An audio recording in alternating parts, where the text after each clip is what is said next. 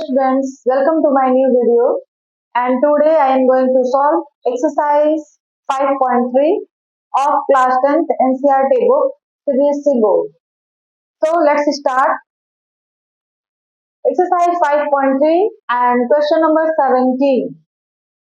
Question number 17. In a school, students thought to planting tree in around the school to reduce air pollution. It was decided that number of trees that each section of each class will plant will be the same as the class in which they are studying. Example, a section of class first will plant one tree, section of class second will plant two trees, and so on. Till class 12, there are three sections of each class. How many trees will be planted by the students? Question ये कह रहा है कि किसी school में सारे students ने मिलकर ये डिसाइड किया कि हम लोग एयर पॉल्यूशन को कम करने के लिए जो स्कूल है उसके चारों ओर प्लांट लगाते हैं, पेड़ लगाते हैं।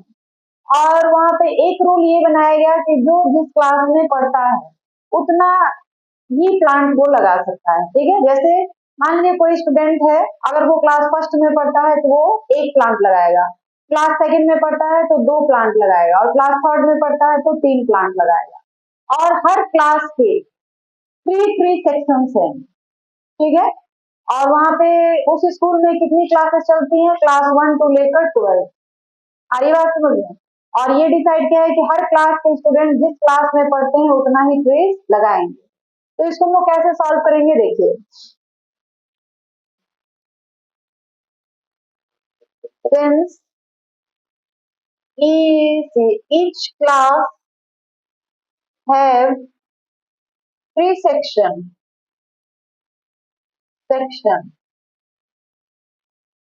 so number of plants planted by class first is equal to 1 into 3. Number of plants planted by class second के कितने सेक्शन है? 3 सेक्शन है, तो 2 into 3 that means 6. Number of plants planted by class 4 third is equal to 3 into 3 that means 9. इसी तरीके से वहां पे कितने क्लास हैं? 12 तक के क्लास हैं, तो number of planted by class 12 is equal to 12 into 3 that means 36. तो जो प्लांट लगाए जाते हैं वो किस तरीके से होगा? इस तरह से, तो लिखेंगे हम लोग इस तरह, hence the number of plants are, क्या हो जाएगा? 3, 6, 9, 36। मतलब इस तरह से सारे प्लांट लगाए जाते हैं। क्लास फर्स्ट 3 प्लांट लगाएंगे, क्लास सेकेंड के बच्चे 6 प्लांट लगाएंगे, क्लास 3 के बच्चे 9 प्लांट लगाएंगे, और क्लास 12 के बच्चे 36 प्लांट लगाएंगे। तो टोटल कितने प्लांट लगाए गए? तो यहाँ पे हम लिखेंगे how many trees will be planted by student are S12 is equal to n by 2, पहले SN लिखते हैं, SN is equal to 2a plus n minus 1 into d. ठीक है, here a is equal to 3, d is equal to, so 6 minus 3, 9 minus 6, 3, and n is equal to 12 and l is equal to 36. l 9 भी लिखे, n की value हो गई आपके पास 12। इसी फॉर्मूले पर हम लोग रख लेंगे S12 is equal to 12/2 two A की वैल्यू 3, एन की वैल्यू 12 और डी की वैल्यू 3। अब यहाँ पे सॉल्व करेंगे, ठीक है। तो कितना हो गया 12/2, it means 6, 2 into 3 6 plus 11 into 3 33। तो ये हमारे पास क्या हो गया 9 and 3। तो ये कितना हो जाएगा 6 9 जा 64।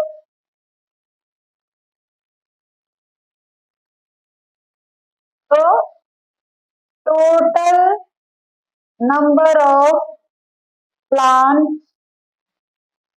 या ट्रीज इज इक्वल टू 234। ये आंसर हो गया। मतलब उस स्कूल के बच्चों के द्वारा टोटल कितने प्लांट लगाए जाते हैं 234। Now students we solve question number 18 and question number 18 is a spiral is made up of successive semicircle with center alternately at A and B starting with center at A of radii 0.5 centimeter, 1 centimeter, 1.5 centimeter, 2.5 centimeter as shown in figure. What is the total length of such a spiral made up of 13 consecutive semicircle? Question क्या है, जो radius है वो क्या दिया हुआ है, जो स्पाइरल इस तरह से बना हुआ है और पूरे स्पाइरल में 13 सेमी सर्किल को ऐड किया गया है। तो इस पूरे स्पाइरल का लेंथ कितना होगा ये आपको बताना है। स्पाइरल इस तरीके से बना है और घूमेगा इस तरह से, इस तरह से आपको 13 टाइम्स इसको घुमाना है, ठीक है।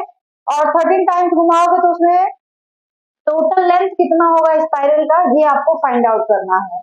और जो रेडियस है वो क्या है 0.5 फिर 1, मतलब 0.5 0.5 सारे में हम लोग क्या करते जाएंगे ऐड करते जाएंगे, ठीक है। तो पहला होगा 0.5 0.5 में 0.5 जोड़ दिए 1 1 में 1 0.5 जोड़ दिए 1.5 1.5 में 0.5 जोड़ दिए। इस तरीके से आपका चलता जा रहा है, ठीक है।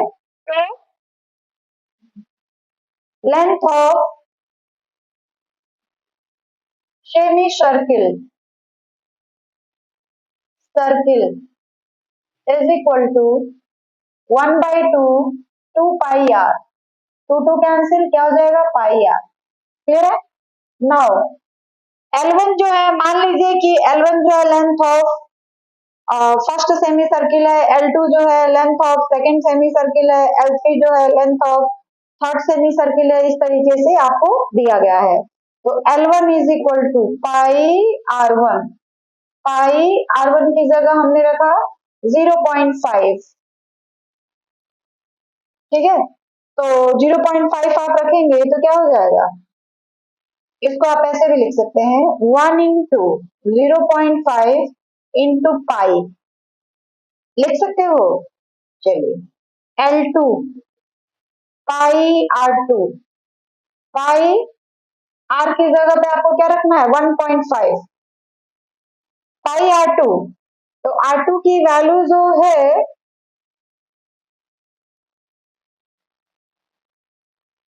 इसकी वैल्यू जो होगी वो क्या हो जाएगी 1.0 इंटू पाई।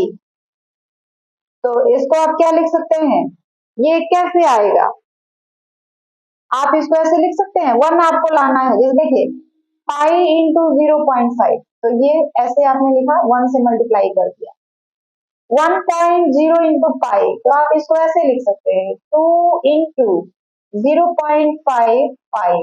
इसलिए ये जो आया है उसको आप 2 में अगर 0.5 से इंटू कर दे तो यही चीज फिर से आपको मिल जाएगा। जैसे देख लीजिए 2 इंटू 0.5 पॉइंट हटा दीजिए तो कितना हो गया 10/10। आप इसको 1.0 भी लिख सकते हैं, यानी 1.0 इंटू पाई लाने के लिए हमने क्या लिखा 2 इंटू 0.5 इंटू पाई। फिर L3 अगर निकालना हो तो पाई R3, पाई की वैल्यू पाई ही रहेगी, R3 की वैल्यू 1.5 इंटू पाई। अब इसको भी 0.5 के टर्म में लाना है तो हम लोग क्या लिख सकते हैं इसको 3 इंटू 0.5 इंटू पाई। फिर L4 अगर इतना हो तो पाई R4, R की वैल्यू कितनी हो जाएगी 2.5 इंटू पाई, और इधर क्या हो जाएगा 2.5 अगर आपको लाना है तो 4 से 0.5 को मल्टीप्लाई कर दीजिए। देखिए 2.5 आपको लाना है तो हमने क्या किया 4 से 0.5 को इंटू कर दिया, पॉइंट हटा दिए, क्या बचा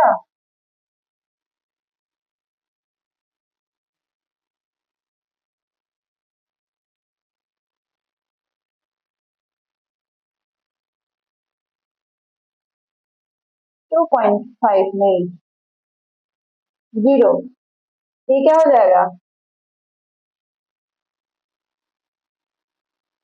4 से इंटू करेंगे तो 0 सॉरी 2.0, तो इसका हम लोग लिख सकते हैं 4 इंटू 0.5 पाई। इसी तरीके से इसमें कितने सेमी सर्किल जोड़े गए हैं 13, तो L13 is equal to pi R13, तो इसको हम लोग ऐसे लिखेंगे, देखिएगा 13 इंटू 0.5 पाई मल्टीप्लाई करेंगे तो क्या होगा 6.5 पाई, ठीक है, और ये सारे किस में रहेंगे सेंटीमीटर में।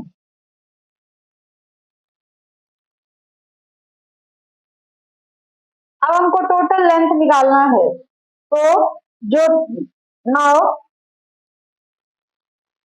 Length of spiral, length of spiral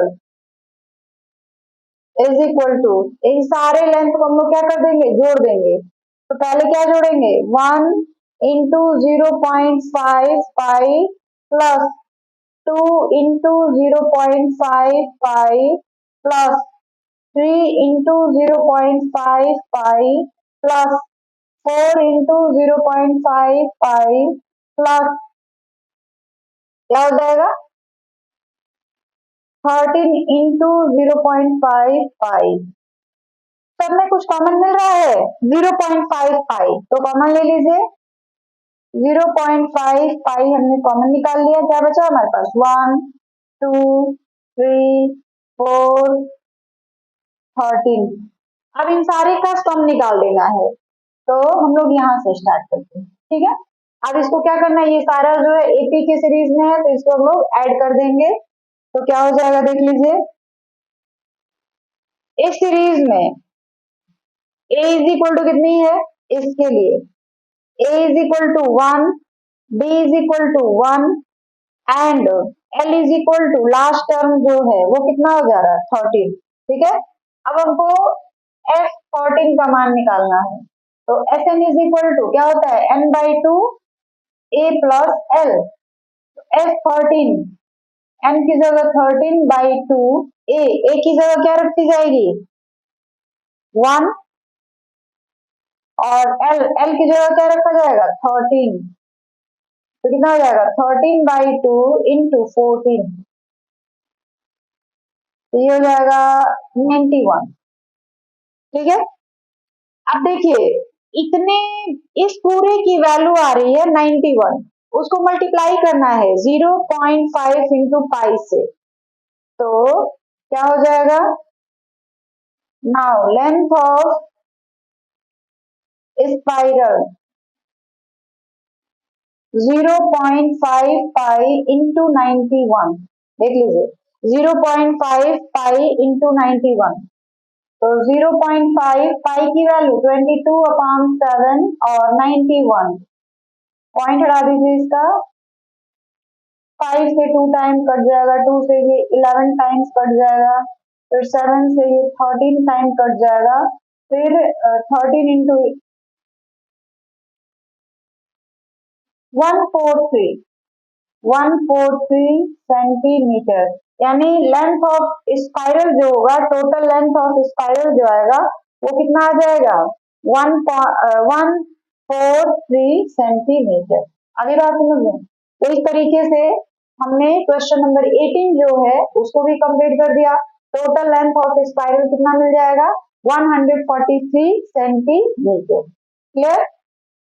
Now students, we solve question number 19, and question number 19 is 200 logs are stacked in the following manner: 20 logs in the bottom row, 19 in the next row, 18 in the row next to it, and so on. In how many rows are the 200 logs placed, and how many logs are in the top row? देखिए यहाँ पे एक figure भी बना हुआ है, तो figure तो हमने नहीं बनाया है, लेकिन एनसीईआरटी की बुक में आप देख लीजिए, एनसीईआरटी की बुक का क्वेश्चन नंबर 19 जो है इस तरह का फिगर बना हुआ है, ये है, इस तरीके से फिगर दिया हुआ है, ठीक है। और इस फिगर में यही कहा जा रहा है कि 200 लॉग्स हैं, लकड़ी के बड़े बड़े मतलब डंडे टाइप के हैं, 200 लकड़ी के लॉक्स हैं, और वो सिलिंड्रिकल टाइप्स के हैं, और इस तरीके से सजा के रखा गया है। बिल्कुल लास्ट वाला जो नीचे ऐसे जो है, नीचे वाला जो सरफेस है उस पे कितने लॉक्स है? 20 लॉक्स है, उसके ऊपर 19 लॉक्स है, उसके ऊपर 18 लॉक्स है। इस तरीके से जो है लकड़ी को सजा करके रखा गया है। तो आपसे ये पूछा जा रहा है कि जो लाइन बनेगी एक के ऊपर एक, एक के ऊपर एक, एक के ऊपर एक, ये कितनी लाइनों में 200 लॉक्स को आप अरेंज कर सकते हैं? कितनी लाइनें होंगी? जैसे आप सजा के रखते हैं ना, एक ये लकड़ी हो गया, फिर इसके नीचे ये हो गया, फिर इसके नीचे ये हो गया, फिर इसके नीचे ये हो गया, तो इस तरीके से कितनी लाइन्स ऐसे बनेंगी जिसमें आप 200 लॉक्स को अरेंज कर सकते हैं? ठीक है, ये आपको निकालना है कि कितने लाइंस बनेंगे जिसमें आप 200 लॉक्स जो हैं उनको अरेंज कर सकते हैं। फिर जो टॉप मोस्ट वाला रो है या कहा जाए लाइन है, उसमें कितने लॉक्स होंगे ये आपको बताना है। फिगर आप अपने एनसीईआरटी की बुक में देख सकते हैं। तो इसको हम लोग कैसे सॉल्व करेंगे? देखिए, पहले तो कितनी लाइनें बनेंगी वो आपको फाइंड आउट करना है।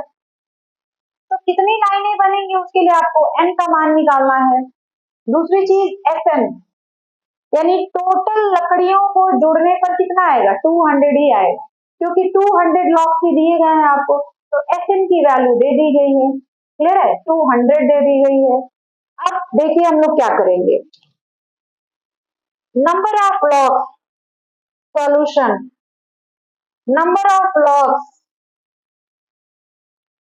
इन फर्स्ट रो, फर्स्ट रो पहली वाली जो लाइन है उसमें कितने हैं? 20 है।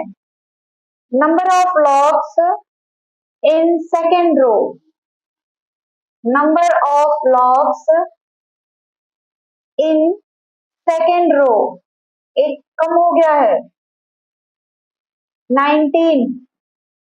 Number of logs in third row 18। सबसे नीचे, जो सबसे नीचे वाला ऐसे है ना, उसमें कितनी लकड़ियां हैं? लॉक्स कितने हैं? 20। उसके ऊपर कितने हैं? 19। उसके ऊपर कितने हैं? 18। उसके ऊपर कितने हैं? 70। इस तरह से चलता जा रहा है, और सबसे ऊपर कितने लॉक्स आएंगे ये आपसे पूछा जा रहा है। ठीक है, तो पहले तो हम लोग लाइन रोज की संख्या निकाल ले, तो कितने नंबर हो जाएंगे? देखिए, नंबर्स आर क्या हो जाएगा? 20, 19, 18 आर इन एपी, ये जो है एपी में है। Here A is equal to 20, नीचे से हम लोग स्टार्ट करें, ठीक है, और D is equal to 19 minus 20 minus 1, फिर S N is equal to 200। तो सबसे पहले हम एस एन वाला ही फॉर्मूला यूज करते हैं, S N is equal to N by 2, 2a plus N minus 1 into D. इसी n की वैल्यू आपको निकालनी है। a की value 20, n minus 1 into D, D की वैल्यू -1, तो ये 2 से इसमें इंटू कर देंगे तो 400 n 2 into 20 40 n -1 से इंटू कर देते हैं इसको, तो ये हो जाएगा -n और +1, ठीक है। तो कितना हो जाएगा ये 400 n 41, देखिए 1 और 40 41 -n, अब ये हो जाएगा 441 n -n स्क्वायर। अब इसको यहाँ से हल करते हैं, इस पूरे चीज को उठा कर इसके पास ला देंगे, इसके पास 400 के पास, तो ये क्या हो जाएगा, माइनस में है तो प्लस में हो जाएगा और ये प्लस में है तो माइनस में हो जाएगा। तो हमारा इक्वेशन क्या बन जाएगा, n स्क्वायर -41n और +400। अब 400 को 2 पार्ट में आपको डिवाइड करना है, इस तरीके से डिवाइड करना है कि दोनों फैक्टर्स को ऐड करने पे या सब्ट्रैक्ट करने पे कितना आना चाहिए, 41 आना चाहिए। तो हम लोग यहाँ पे थोड़ा सा इसको फैक्टराइज कर लेते हैं, देखते हैं क्या आता है।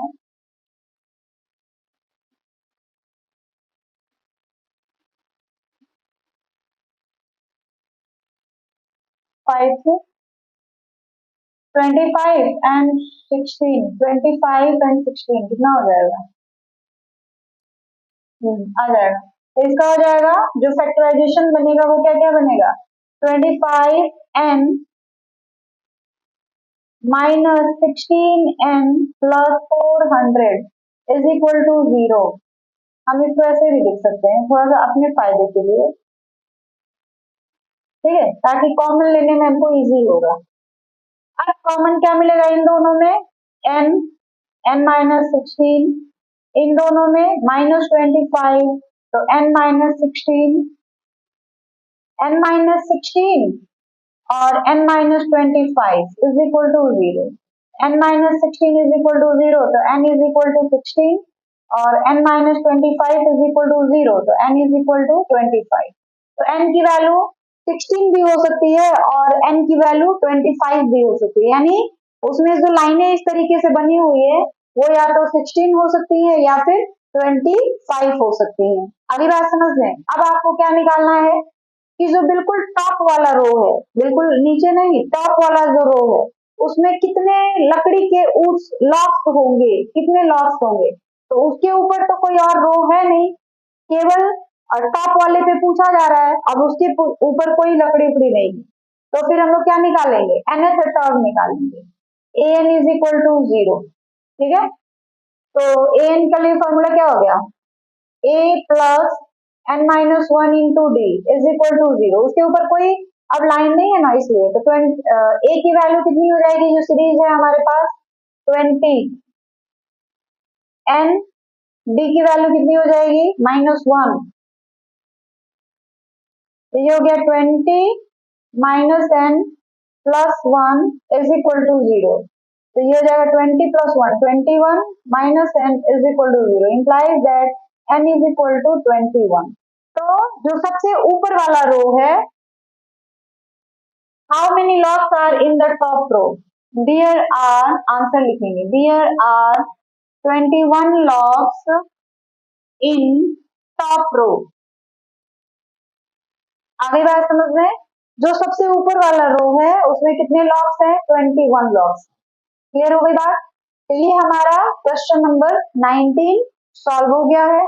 पहले जो नंबर ऑफ लॉक्स दिए गए हैं उनको लेकर हमने एक एपी का सीरीज बना दिया, SN 200 दिया हुआ है, यहाँ से हमने n की वैल्यू निकाल दी, n की वैल्यू 2 आएंगी, 16 और 25, उसके बाद nth टर्म निकालना है, nth term is equal to 0, because जो टॉप मोस्ट का रो होगा उसके ऊपर कोई और भी लकड़ी नहीं रखी गई है, इसीलिए an इज इक्वल टू 0। तो इस तरीके से क्वेश्चन नंबर 19 आपका कंप्लीट हो चुका है। Now students, we solve question number 20 of exercise 5.3, and question number 20 is, in a potato race a bucket is placed at the starting point which is 5 meters from the first potato, and the other potato are placed 3 meters apart in a straight line. There are 10 potatoes in the line. A competitor starts from the bucket, pick up the nearest potato, runs back with the drop it in the bucket, run back to pick up the next potato। कहने का मतलब ये है, एक इस तरह से straight line में 10 पोटैटोज रखे गए हैं। कोई कंपटीटर है जो बाल्टी के पास खड़ा हुआ है और यहाँ से बाल्टी से जो पहला पोटैटो वो 5 मीटर की दूरी पर रखा हुआ है और हर पोटैटो जो है 3-3 मीटर के डिस्टेंस पे रखे गए हैं। तो कोई कंपटीटर जो है यहाँ बाल्टी के पास से दौड़ना स्टार्ट करता है, पहले वाले आलू के पास जाता है, इस आलू को उठा के बकेट में डालता है, फिर बाल्टी से ही स्टार्ट करता है, दूसरे आलू के पास जाता है, फिर उस आलू को उठा के बाल्टी में डालता है, फिर यहीं से तीसरे वाले पोटैटो के पास जाता है, वहां से पोटैटो को पिक करता है, फिर बाल्टी में डालता है, फिर चौथे वाले के पास जाता है और इस तरह से वो कंटिन्यूअसली चलता रहता है जब तक कि वो 10 पोटैटोज को उठा के बकेट में न डाल दे। 1 2 3 4 5 6 7 8 9 10 इस तरीके से 10 पोटैटोज है। तो क्वेश्चन ये है कि 10 पोटैटोज को उठा के इस बाल्टी में डालने तक जो कंपटीटर है उसको कितना डिस्टेंस कवर करना पड़ेगा। आगे बात समझ में, तो चलिए हम लोग क्या करेंगे, डिस्टेंस पहले जब पहला वाला जो पोटैटो है उसको उठा करके बकेट में डालने में जो कंपटीटर है उसको कितना डिस्टेंस कवर करना पड़ेगा। Distance covered by the competitor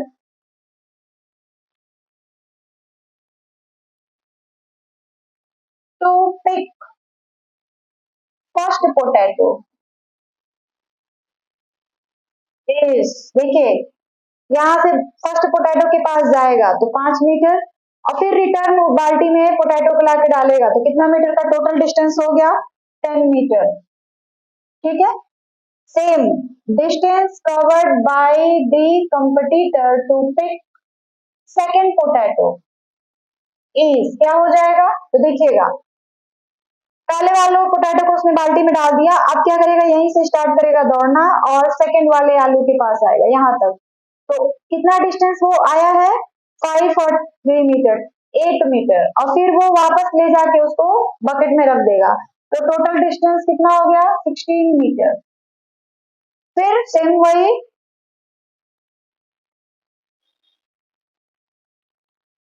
या पूरा लिख दे क्या, बहुत सारे बच्चों को समझ ना आए।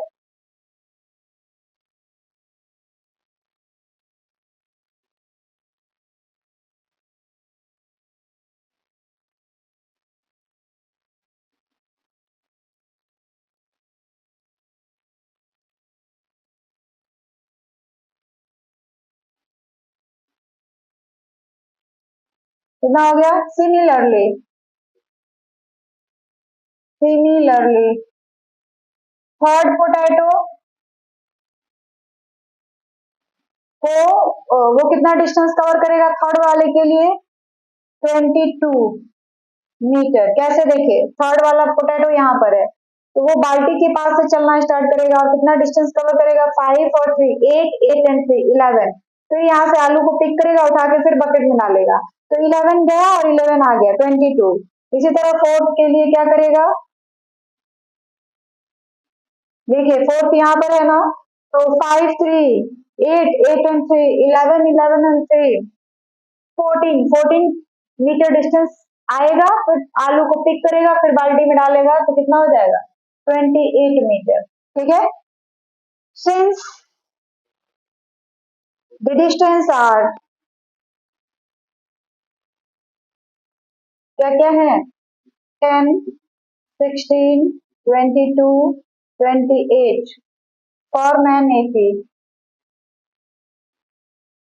form an AP, here A is equal to 10, B is equal to 16 minus 10 6 and N is equal to 10। तो एस एन की वैल्यू आपको निकाल देनी है, सारे डिस्टेंस को हम लोग क्या करेंगे ऐड कर देंगे तो एस एन की वैल्यू क्या हो जाएगी N by two 2a plus N minus 1 into B. तो एन की वैल्यू कितनी रहेगी 10,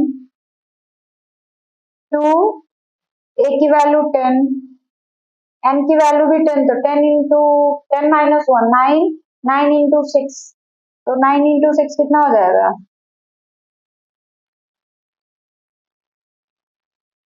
54। ये हो गया, 2 से डिवाइड कर देंगे 5, और इधर हो जाएगा 20 प्लस 54, यानी ये हो जाएगा 5 इंटू 74। ठीक है, तो 5 इंटू 74 क्या हो जाएगा? 5 4 जा 20, 5 7 जा 35, एंड 2 37। अब लास्ट में आंसर लिखेंगे। Hence the total distance